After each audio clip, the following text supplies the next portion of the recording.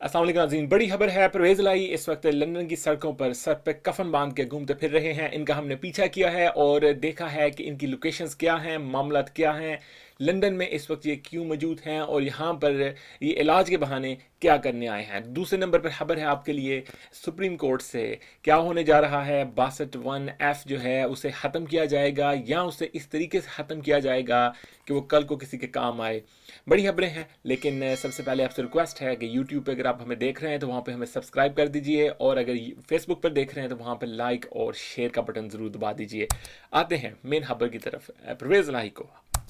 हमने इनका पीछा किया क्योंकि पाकिस्तान के मीडिया के ऊपर या सोशल मीडिया के ऊपर जितनी भी खबरें चल रही हैं उसके मुताबिक परवेज़ इलाही इसलिए लंदन के अंदर मौजूद हैं क्योंकि उन्हें इमरान खान ने कहा कि अपना पंजाब असम्बली को तोड़ दो, और उस सारी चीज़ से बचने के लिए, एक डिस्टेंस देने के लिए परवेज़ इलाही जो हैं वो लंदन फ़रार हो गए इलाज का बहाना करने के लिए। लेकिन वजह ये नहीं है, हमने मालूम किया है। और जब हमें मालूम पड़ा कि उनके साथ उनके बेटे रासे इलाही भी मौजूद हैं, उनकी वाइफ भी मौजूद हैं साथ, रासे इलाही भी मौजूद हैं साथ। और रासे इलाही वही हैं जिन्होंने बेगम कुलसूम नवाज़ की वफ़ात के बाद परवेज़ इलाही का और चौधरी शुजात हुसैन का रब्ता करवाया था नवाज़ शरीफ के साथ, क्योंकि इनकी दोस्ती है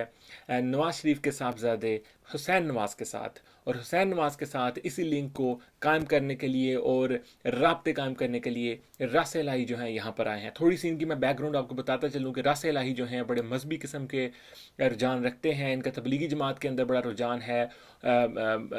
मौलाना तारक जमील के साथ ही इनकी बड़ी यारी दोस्ती है, उनके साथ ये बड़े मामलात करते हैं। रायवन के अंदर इनका बड़ा इन्फ्लुएंस है, और इसी इन्फ्लुएंस की वजह से, इसी मजहबी टच की वजह से ये जितनी भी सियासी पार्टियां हैं और जितने भी मामलात हैं इन साइड, जब इन्होंने किसी चीज़ को कूल डाउन करना होता है तो रासे इलाही जो हैं उनको इस्तेमाल किया जाता है। ये फिर आगे बढ़ते हैं और मामलात को सॉर्ट आउट करते हैं। लेकिन इसके साथ साथ परवेज़ इलाही के अंदर जो कीड़ा है वो एक ऐसा कीड़ा है,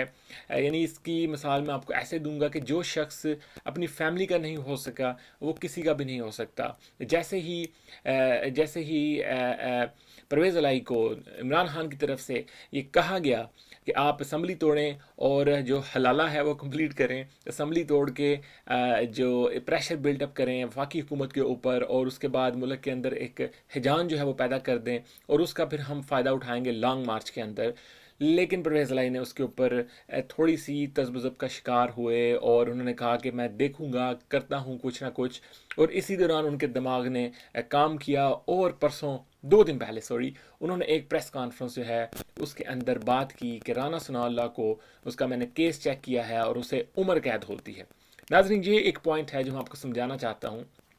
कि यहाँ पर परवेज़ इलाही ने इमरान खान को कन्विंस करने की कोशिश की है कि हुकूमत जो है वो हम नहीं तोड़ते, और ताहरुल कादरी को पाकिस्तान में बुलवाते हैं, और एक जो प्रेशर बिल्डअप करना है, यानी वो कज़न कज़न की जो कज़न मैरिज है वो दोबारा से करते हैं, और दोनों फिर आप मिलकर चढ़ाई कर दो। जैसे कि पहले भी आप दोनों कज़न्स ने एक कामयाब तरीके से चढ़ाई की थी, आपने पीटीवी में भी तोड़ फोड़ की थी, आपने सुप्रीम कोर्ट के बाहर भी शलवारें लटका दी थी,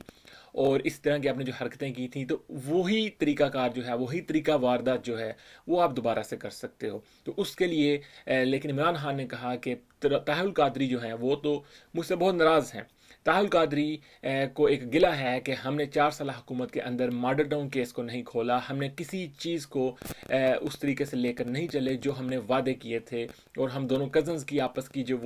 वो थी वो टूट गई। लेकिन अब परवेज़ इलाही का कहना था कि नहीं, मैं इसके अंदर रोल अदा करता हूँ, मैं जाता हूँ, मैं खुद बात करता हूँ। इसके ऊपर परवेज़ इलाही ने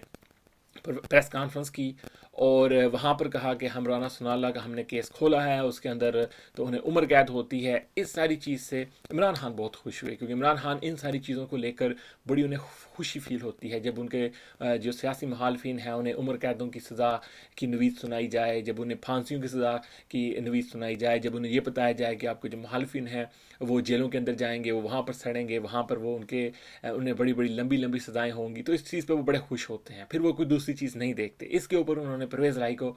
खुली छुट्टी दे दी कि जाओ, तुम जो चाहते हो वो करो। इस सारी चीज़ को लेकर परवेज़ इलाही पहुंचते हैं लंदन, लेकिन साथ बैकअप के तौर पर वो रासे इलाही को भी साथ ले आते हैं कि अगर मिशन ताउल कादरी, मिशन मिनहाजुल कुरान कंप्लीट नहीं होता, तो उस सूरत में रास हलाई नवाज शरीफ के साथ रब्ता कायम करें और इस सारी गेम को उल्ट पुल्ट कर सकें, क्योंकि उन्हें अल्टीमेटली पाकिस्तान में जाकर कोई ना कोई जवाब देना है। उन्होंने कोई ना कोई इमरान खान को चीज़ बतानी है ताकि इमरान खान उसके ऊपर कन्विंस हो सकें। अगर इमरान खान इस वक्त भी कन्विंस नहीं होते तो परवेज़ लाई की छुट्टी पक्की है, क्योंकि पीटीआई भी पंजाब के अंदर बहुत तपी पड़ी है, वहाँ पर तरक्याती जो काम हैं वो हुए नहीं, और जिस तरीके से काफ लीग ने पीटीआई को वहाँ पर जोपिटाइज कर रखा है,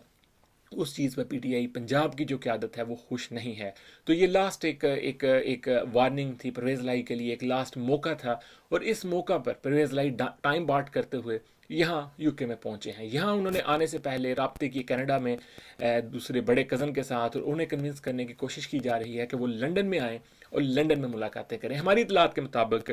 लंदन के अंदर जो परवेज़ लाई हैं उनकी इस वक्त अफजाल सईदी के साथ, जो प्रेसिडेंट हैं यूके के, मिनहाजुल कुरान के, उनके साथ मुलाकात हो चुकी है, और इस मुलाकात में बड़े से मामला तय हुए हैं। वहाँ पर टेलीफोनिक बात भी हुई है ताहिल कादरी के साथ, और उन्हें कन्विंस किया जा रहा है कि वो लंदन में आएँ, यहाँ पर बैठकर एक प्लान तरतीब दिया जाए, और उसके बाद ताहिल कादरी को कन्विंस किया जाए कि वो पाकिस्तान जाएँ, पाकिस्तान जाकर वो धरना और वो सारे मामलात को दोबारा से शुरू करें,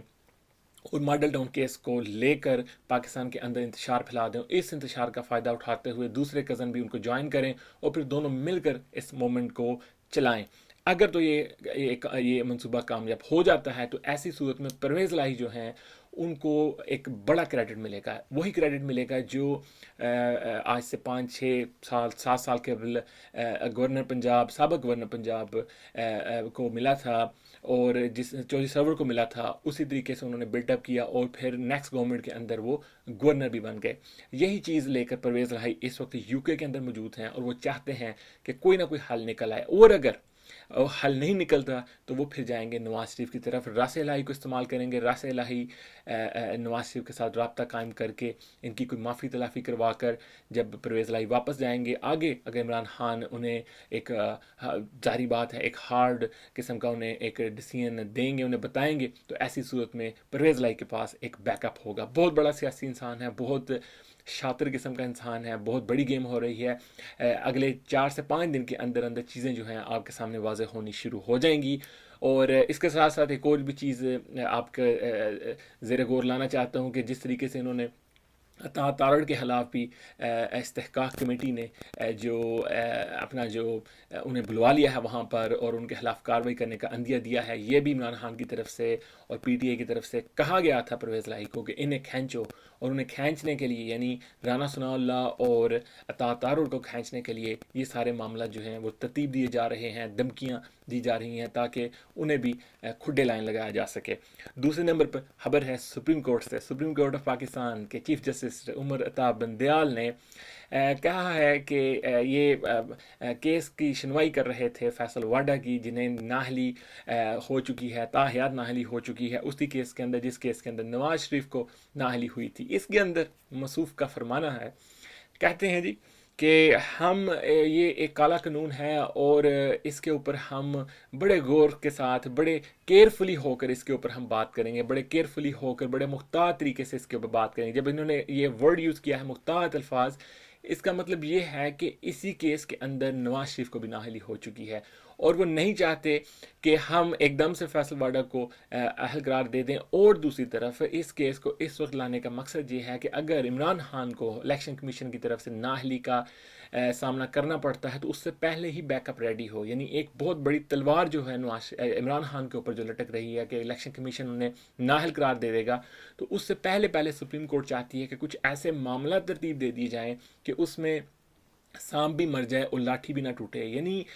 उसमें जो इमरान खान जो है उसे हम मक्खन में से बाल की तरह से निकाल कर ले जाएं। ये जो केस है, ये जो आर्टिकल है, ये सिरे से ख़त्म हो जाए, लेकिन ये ख़त्म हो अब से, यानी पहले से नहीं। इसके अंदर अगर फैसल वाडा की कुर्बानी देनी पड़ती है तो वो देने के लिए तैयार हैं, लेकिन वो ये नहीं चाहते कि इसी के अंदर नवाज शरीफ की वापसी हो। उनका जो नाअहली का जो उनके ऊपर एक नाजायज़ किस्म का एक दबा लग चुका है वो रिमूव हो। तो अभी मामला जो है बड़े मज़ेदार किस्म के चल रहे हैं पाकिस्तान के अंदर। अगले 4 से 5 दिन के अंदर बड़ी बड़ी डेवलपमेंट्स होंगी, यानी वहाँ पर अगर तो लंदन प्लान कामयाब हो जाता है तो पाकिस्तान के अंदर धरने, हंगामे, मार कुटाई,